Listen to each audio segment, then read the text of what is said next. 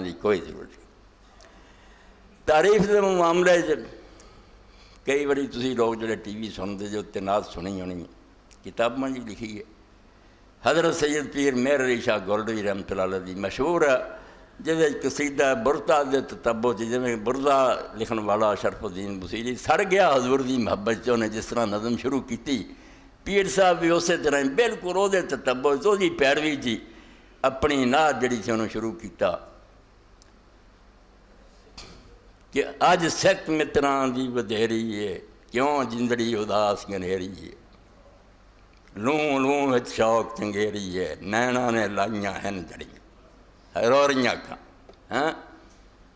اس تو اللہ دے رسول علیہ السلام دی تعریف چگے چڑھ کے کئی صفحیاں دی نعت جہدے پھر آندے یار میں ہن کی کراں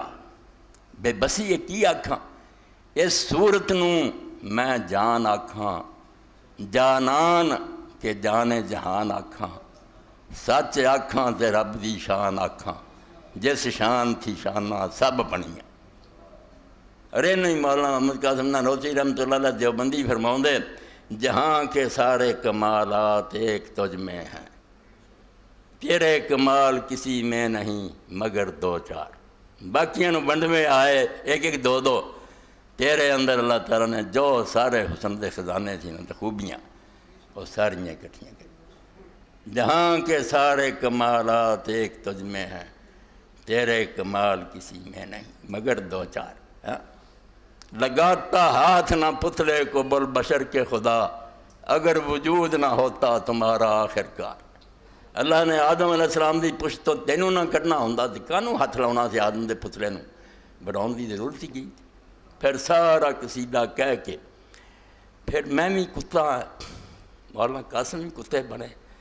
جڑے نہیں بننا چاہتے وہ شیر بھائی بنے رہن ان کو ڈھکدا نہیں، مگر مولانا نے آکھیا گل سنو امیدیں لاکھوں ہیں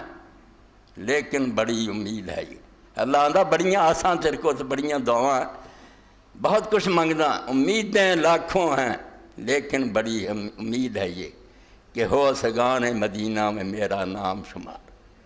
جیوں تو ساتھ سگان حرم کے تیرے پھروں، مروں تو کھائیں مدینہ کے مجھ کو مورو مار، اتھے دے کیڑے کھان میں۔ اور پھر فرماؤں دے اگر اور کچھ نہیں تو اللہ پاک بھلے یہ رتبہ کہاں مجھ سے خاک قاسم کا کہ جائے کوچا ہے اتھر میں تیرے بن کے غبار۔ اللہ پاک تو انہیں کر بس اب درود پر اس کی آل پہ تو